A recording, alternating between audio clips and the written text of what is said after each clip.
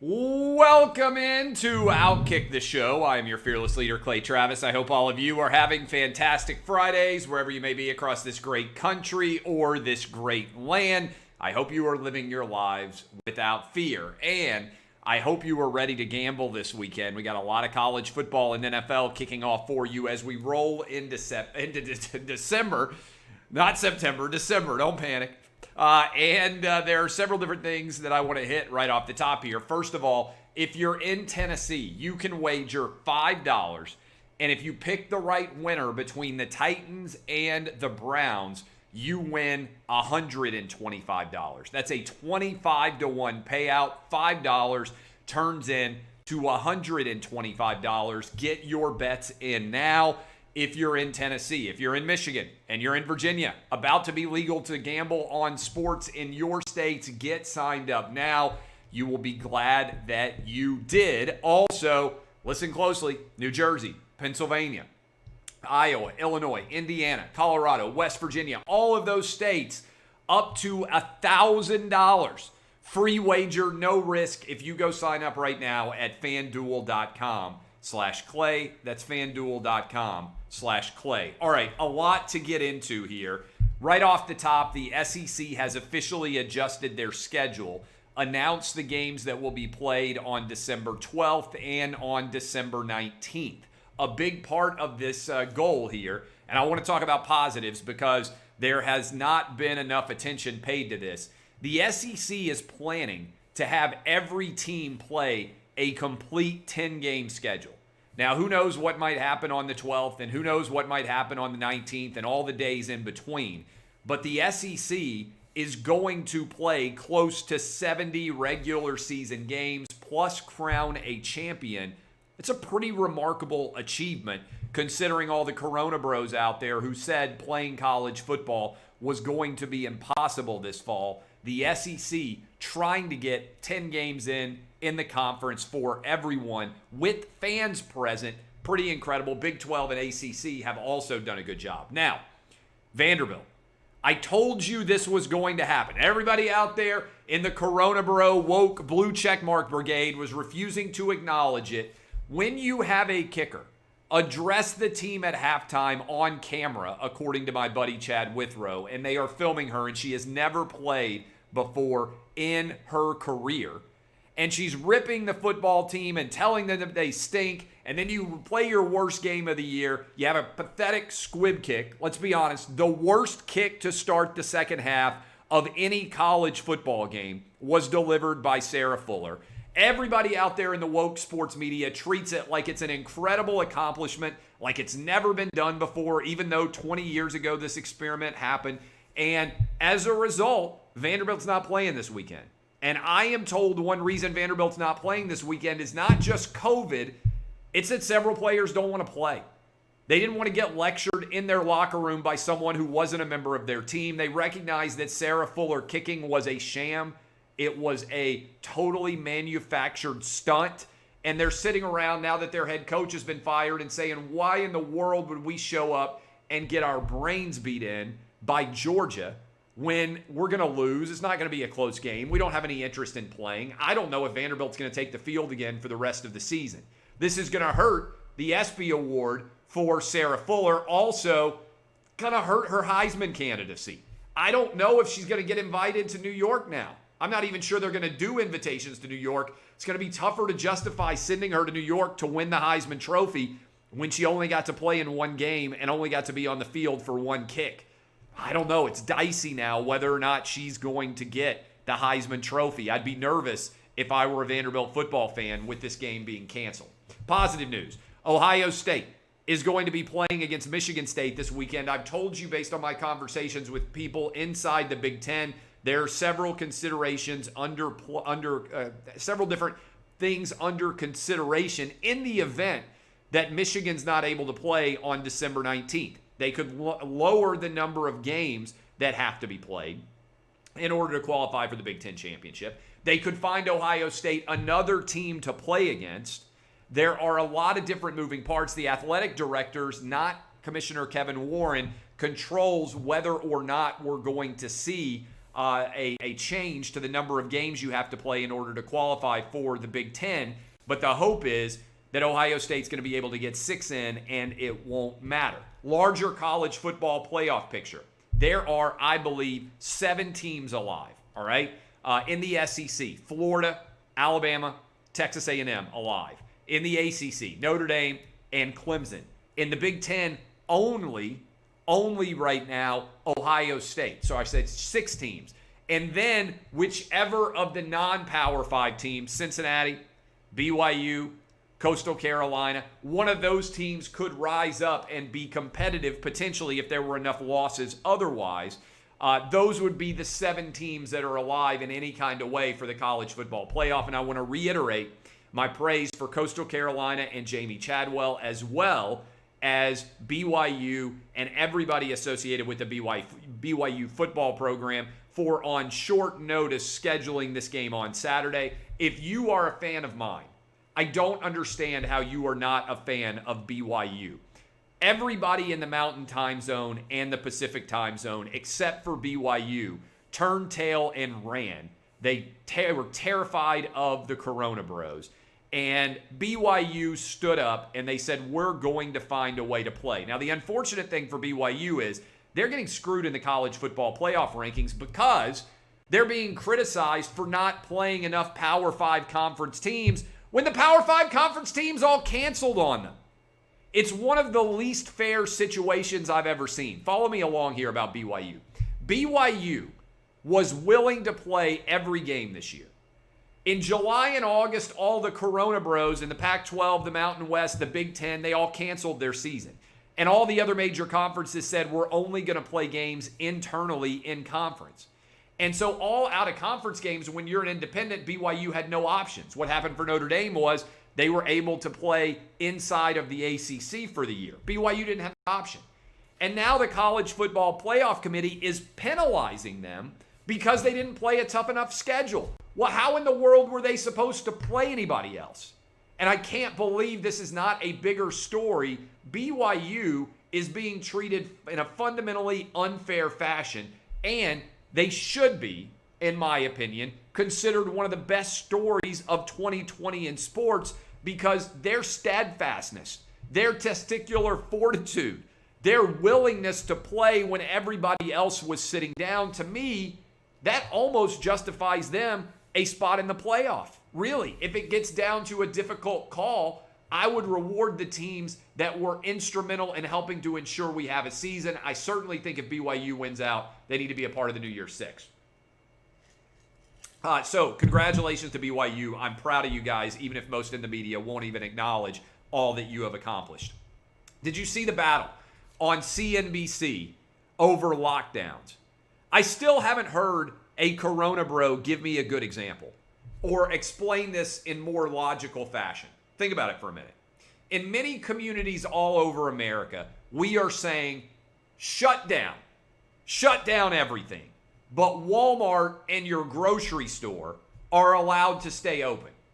So we are saying all these other businesses are not allowed to open, but only a Walmart or only a department store, like a home improvement department store, a Home Depot or a Lowe's or a grocery store is allowed to be open. How is it safe to allow thousands of people to go to relatively few stores, but you won't allow those same people to eat outside of a restaurant? Think about this for a minute. What logical, scientific basis in fact is insisting that everyone in the same community all go to the same place, a grocery store, a Walmart, a home improvement store? Thousands of people every day converging on that one indoor location, but you are not allowing people to make a rational decision to go to a restaurant and eat outside in a place like California. People claim, oh, it's all science, it's all brilliant. No, it's all made up. There's no logical consistency here. I would just love for one person to explain why everybody in a community can be allowed to go to Walmart indoors, but people can't be allowed to go to restaurants and sit outside and eat in California. What logical sense does that make at all? It seems like the stupidest idea you could ever have. Everybody in the community go the same place indoors, but you can't go individually and in ones and twos and threes to outdoor restaurants. So I agree with the argument that was put forward on CNBC. People who are arguing this is anything other than absolute balderdash are, to me, imbeciles.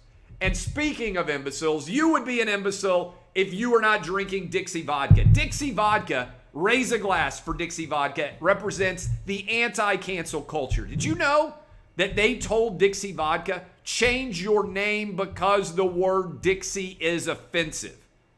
And Dixie Vodka said, no, we're not changing our name. We're based in South Carolina. We're a great vodka drink with many different flavors for everybody out there who loves college football, the NFL, kicking back on the weekend and watching sports.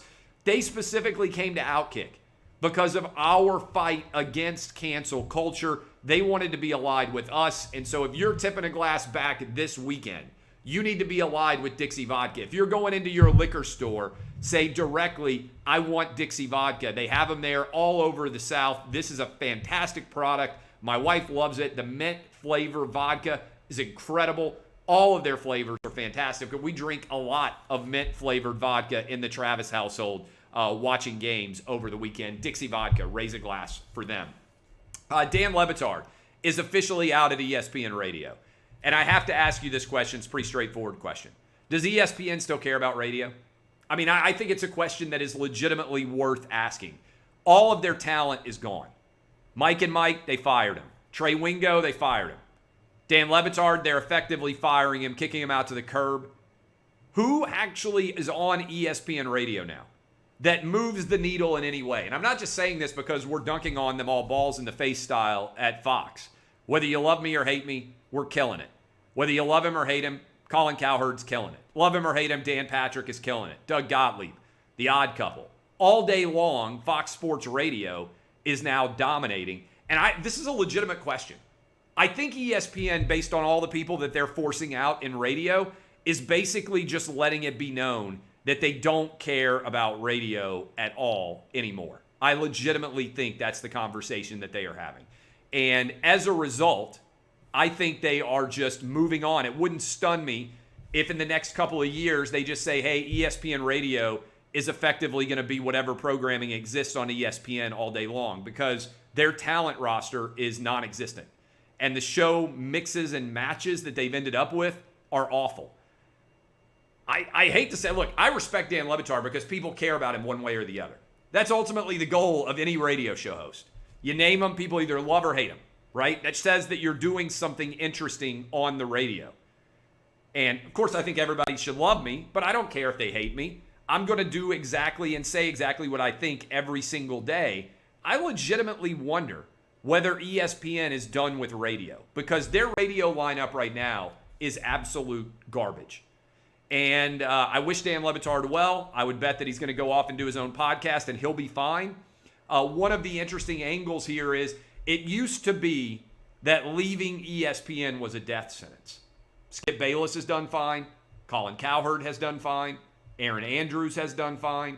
Dan Patrick has done fine. Rich Eisen seems to have done fine.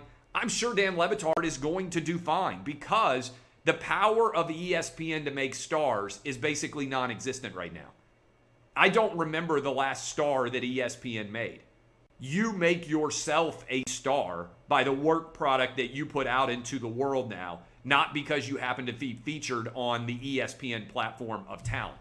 And so I think Dan Le Batard will be fine. And I think this is a continued shift away from the value of big brands in creating star culture. You can't do it anymore. It doesn't work. So good luck to Dan Le Batard. Condolences to anyone who cares about ESPN Radio because it is officially garbage, non-existent. Encourage you to check us out at Fox Sports Radio. Is Urban Meyer going to Texas? I'll tell you about it in a minute. But first, I want to tell you about this incredible chair that I'm sitting in. You might be wondering, my goodness, Clay, why is everybody now spending money advertising with you? Because our audience is huge. And because they know that you guys listen and go out and support the products that advertise here. Right now, XChair is on sale for $100 off. I'm literally sitting in this XChair. You've been thinking, looking at me saying, my God, Clay Travis's posture is phenomenal. Man, for an older man, Clay Travis, he sure does have great looking body control. Do you know why? Comfort. Do you know also why? Because this makes me the most efficient. I work all day long. Where I sit matters a great deal to me because at the end of the day, when I stand up, I got to have the energy to continue to dominate and chase my kids all over the place. I work all day long. Where I sit matters, and I sit in an XChair. Right now, you can go to XChairClay.com. That's the letter X, chair, C-L-A-Y, my name, .com, XChairClay.com. Call 1-844-4XChair as well. They have a 30-day guarantee, complete comfort, and you can finance your purchase for as little as $30 a month. This is the best chair out there, XChairClay.com. Use the code XWheels for free X-Wheel blade casters. That's XChairClay.com. Get hooked up now, and you will be glad that you did with XChair. How about that? How about Urban Meyer?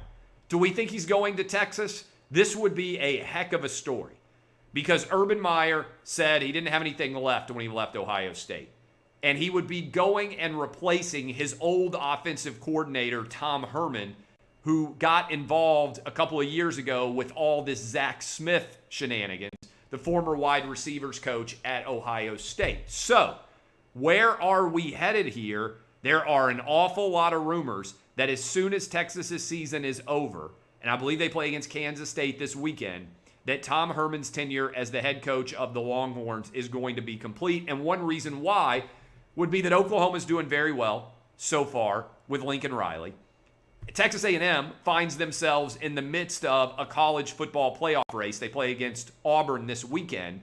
And as we roll through and think about what might be coming down the line, it's not just that Texas is not particularly good and losing big-time recruits. It's also that Oklahoma to the north and Texas A&M to the south are doing better than Texas is right now. So I think there's a decent chance that Urban Meyer is going to leave television. He's been very good with Fox and end up at the University of Texas. Another wild story that is out there.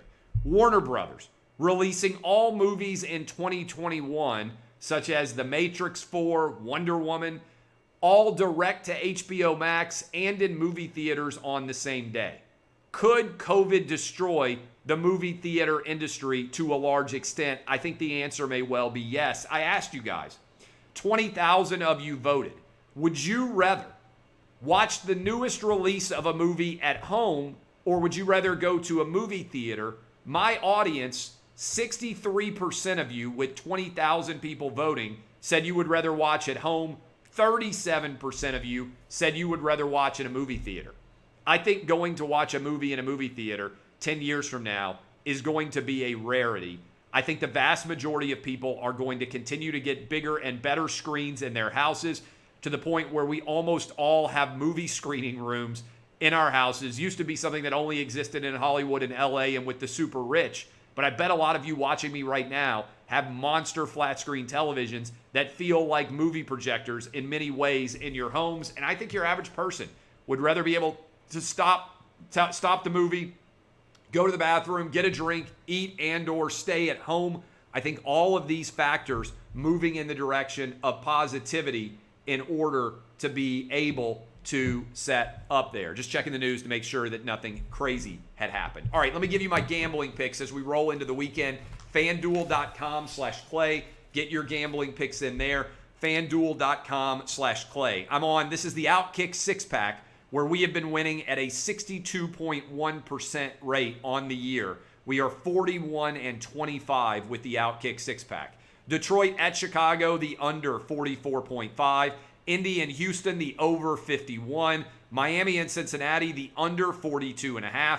The Raiders, minus 8.5 at the Jets. The Patriots at the Chargers, +1. These were the numbers that I gave you out yesterday, by the way. Bills, minus 1.5 against the 49ers in Arizona. And a lot, unfortunately, of the games so far have been canceled for college football that I was betting on. And so many of these games are going to be refunded. But I would encourage you guys to also go get these bets in as best you can. Here are my gambling picks for week 11 of 2020. And as we roll through here, Texas A&M, I like them to cover the -6.5 at Auburn. Again, Texas A&M at Auburn. Florida, I think, is going to blow Tennessee out. Florida -17 at Tennessee. The Vandy Georgia game has been postponed to December 19th. Whenever it is played, Georgia is going to obliterate Vanderbilt. Arkansas at Mizzou. I like Mizzou, and I like the under in this game. Ohio State at Michigan State. I like Michigan State +24. Liberty, Coastal Carolina. That game has been canceled now as well. South Carolina at Kentucky. I like the under 48.5. And I like Alabama to blow out LSU -29.5. All right. I love all of you. My name is Clay Travis. I hope you go out there and have fantastic weekends. I'm going to live my life as I normally would. As soon as I finish the TV show, I'll be live in a half hour. We're a half hour early. By the way, biggest audience on a Tuesday we may have ever had in the history of Fox Bet Live. Thank you. Over 100,000 people watched Fox Bet Live on Tuesday. Friday show is going to be on at 4:30 Eastern, 3:30 Central, 2:30 Mountain, 1:30 Pacific. That's 30 minutes from now. Watch us. We're going to make a lot of good gambling picks, hopefully, for you rolling into the weekend. And then I'm going to go to the gym. And then I'm going to go out to dinner with my wife. And then Saturday, my kids are playing basketball. Their season starts for basketball. I'm going to go watch those games and probably going to go out and have a beer at a restaurant or bar nearby me. And then Sunday, I'm taking my kids and my entire family to go watch the Titans play against the Browns. Why do I share all of that? Because I am living my life without fear. I would encourage you to do the same as we roll through December. My name is Clay Travis. This is OutKick the Show. DBAP unless you need to SBAP. Kisses from me to you, particularly the haters. I love all of you because I couldn't do it without you. This has been OutKick the Show.